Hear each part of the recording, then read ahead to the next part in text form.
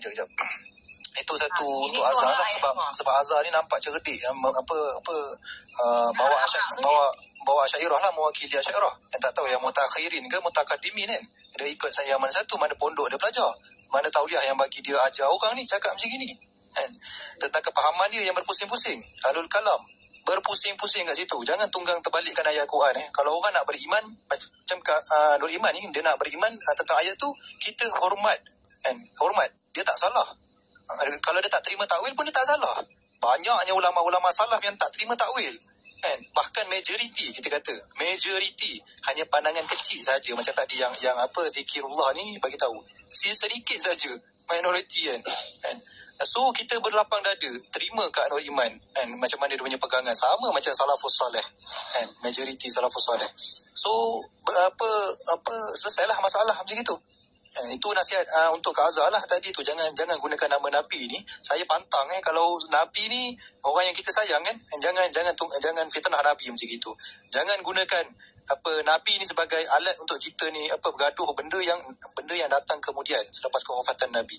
Jangan tunggang Nabi macam itu, tak baik, tak elok, bahkan boleh bawa kepada neraka kan? Ni orang yang bercakap benda yang Nabi tak cakap, neraka tempat dia. Siapa yang nak kata aku salah lagi? So Azhar kalau orang yang cakap benda yang Nabi tak cakap. So Azhar kalau taksub pada manhaj ataupun aswaja ke apa-apa jar pun, kalau taksub jangan cedok-cedok dalil Al-Quran apa semua ni letak dalam satu dalil. Perbahasan tentang satu bab, bawa satu bab sahaja, jangan kait-kaitkan ayat Al-Quran yang lain. Yang lain tu tak ada kena-mengena pun. Itu asbabun nuzul dia menceritakan tentang lain, menafsirkan perkara yang lain. Jangan tunggang-tunggang. Untuk golongan yang menganggap ayat ni mutasyabihat, untuk menganggap ayat ni mutasyabihat boleh rujuk tafsir Jalalain, Qurtubi, tafsir Ibnu Katsir, macam-macam tafsir ni boleh tengok ayat tu mutasyabihat ataupun tidak. Kita menilai sendiri. Sebab tu saya tanya tadi, ulama mana yang kata ayat ni mutasyabihat? Datangkan ulama mana? Imam Syafi'i. Imam Syafi'i pun ada akidah. Dia bukan fix saja. Akidah dia ada. Imam Hambali, Ahmad bin Hanbal, Imam Abu Hanifah, Imam Malik. Kenapa tak nak guna kalam Imam Malik? Ada mengambil jalan tafwid. Itu juga ada sebahagian yang mengatakan Wahabi pun mengambil jalan tafwid. Tapi apakah perbezaan tafwid ahli sunnah wal jamaah dengan tafwid Wahabi dalam masalah tasyabihat? Okey. Alhamdulillah, salli ala rasulil karim, amma ba'd. Jadi kadang-kadang orang pening dalam masalah membezakan tafwid ni. Bila kita sebut tafwid yang difaham adalah menyerahkan makna yang hakiki tadi kepada Allah SWT. Allah saja yang tahu. Manakala orang yang mengaku salafi ni, mereka mengambil jalan tafwid juga, tapi tafwid mereka adalah tafwid kaifiat. Adakah ini sama dengan salafus salih? Sudah tentu bila kita lihat tak sama dengan salafus salih. Bila kita lihat Sufyan bin Uyainah, Imam Auza'i rahimahullah ta'ala, dan begitu juga Imam Malik rahimahullah ta'ala, dalam masalah tafwid mereka ni lebih kepada amiruha kama ja'at. Kamu lalukan je sebagaimana ayat tu datang, kemudian kamu jangan tafsirkannya. Dalam satu doa sebutkan sabit pada mereka amiruha kama ja'at bila kaif. Bila kaif maksudnya tanpa kamu menerangkan sebarang kaifiat. Maksudnya maknanya Allah saja yang tahu. Contoh bila datang ayat Ar-Rahmanu 'alal 'arsyis stawa, kita sebagai ahli sunnah wal jamaah ya kita kata ya kita beriman dengan ayat Ar-Rahmanu 'alal 'arsyis stawa, tapi makna hakiki, makna yang sebenar Allah saja yang tahu. Dah takat ini saja. Ini makna tafwid yang asal. Begitu juga bila datangnya berkaitan dengan ayat yadullah, kita kata ya kita beriman dengan yadullah fauqa aydihim, kita beriman, tapi hakiki, makna hakikat Allah saja yang tahu. Jadi kita tak boleh kita nak tafsirkan contoh macam tangan tadi, oh tangan tu dia adalah anggota sebagaimana kita punya anggota, cuma tak sama dan sebagainya. Telah sabit. Sedangkan sebut tentang anggota jisim ni, ini tidak ada dalam ahli sunnah wal jamaah. Sebab itu bila kita tengok kaedah kita, Allahu mawjudun bila jismin, bila makanin, bila jihatin. Dan bila kita tengok kaedah ini, dia sama dengan apa yang ada dalam Aqidah Tahawi, yang mana Imam Tahawi rahimahullah ta'ala sebutkan ta'ala 'anil hudud wal ghayat.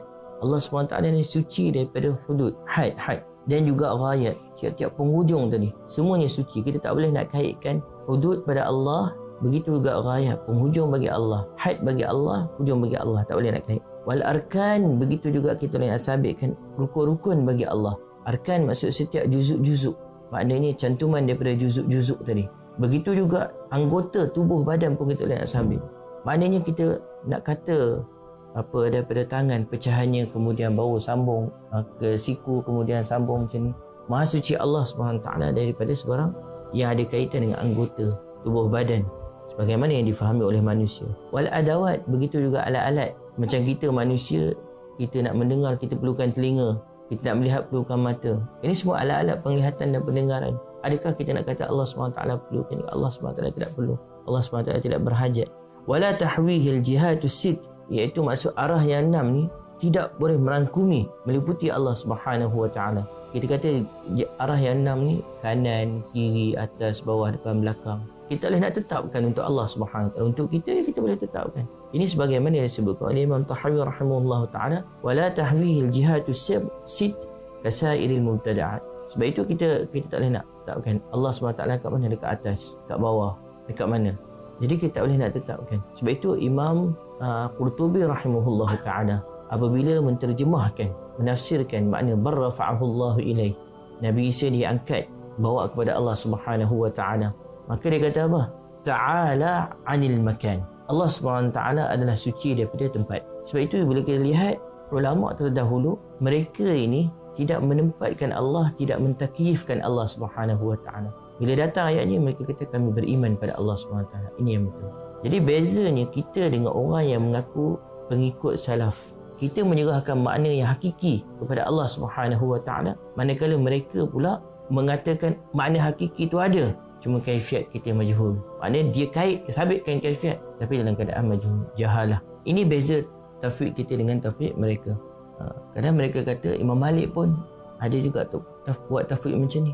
Bila orang tanya tentang istiwa, Imam Malik kata al-istiwa ma'lum wal kaifu majhul, perkataan Imam Malik. Jadi kita kata, adakah perkataan Imam Malik ni sah sampai kepada Imam Malik? Ibn Hajar dalam Fathul Bari dan Imam Baihaqi dalam Kitab Al-Asma' wa Sifat, dia bawa sanad yang betul, sanad yang jayyid yang sampai kepada Imam Malik rahimahullahu ta'ala. Dia kata sebenarnya yang sampai kepada Imam Malik iaitu sanad daripada Abdullah bin Wahab rahimahullahu ta'ala, anak murid kepada Imam Malik. Jadi dia berceritakan ada seorang datang, kami duduk bersama dengan Imam Malik dalam satu majlis. Tiba-tiba ada orang datang. Orang datang tu dia kata, wah ya Aba Abdullah, iaitu kunyat pada Imam Malik, kan? Ar-Rahmanu ala al-Shistawa kaifa istiwa'uhu.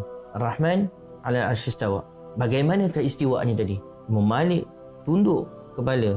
Bila Imam Malik angkat je kepala, peluh habis. Lepas tu Imam Malik jawab, al-istiwa Ar-Rahmanu ala al-Shistawa kama wasafa nafsahu, sebagaimana yang disifatkan untuk dirinya. Wala yuqalu kaif, tidak boleh dikatakan kaifiat kepadanya. Wal kaifu anhu marfu', yang mana kaifiat itu terangkat daripada Allah SWT. Sebab itu boleh kita tengok ulama terdahulu, bila datang dia ayat-ayat mutasyabihat macam ni, maka dia kata kami beriman dengan Allah SWT sebagaimana Allah SWT sifatkan untuk dirinya. Kami tak nak sebut tentang kaifiatnya. Kenapa? Kaifiat ni Allah SWT saja. Jadi kaifiat kami tak nak sebut. Pasal apa? Bila kita ada kaifiatnya tapi kita tak tahu. Tak ada kaifiat, tak boleh nak sabit langsung pada ni. Wala yuqal kaif, itu yang dimaksudkan bila kaif. Jadi makna yang hakiki kita kata Allah saja yang tahu, Allah saja yang tahu. Ini maksud tafwid. Tapi bila jalan tafwid ini diambil, sebab itu Imam Malik rahimahullah ta'ala marah dengan orang yang nak tahu kaifiat istiwa tadi. Sampai satu riwayat disebutkan dalam Kitab Al-Asma' wa Sifat, Imam Baihaqi bawa, Imam Malik kata orang ni adalah orang bid'ah, keluarkan dia daripada aku. Aku tak nampak dia melainkan sahibul bid'ah, keluar. Sebab apa? Dia cuba nak tahu tentang kaifiat Allah SWT tadi. Sebab itu Imam Malik kata wala yuqalu kaif. Masalahnya bila ulama mutaqaddimin dah ambil jalan tafwid dah, tapi ada orang yang cuba mensabitkan juga, sehingga jalan tafwid tadi terbuka, dia bawa kepada makna isbat terus dengan makna hakiki tadi.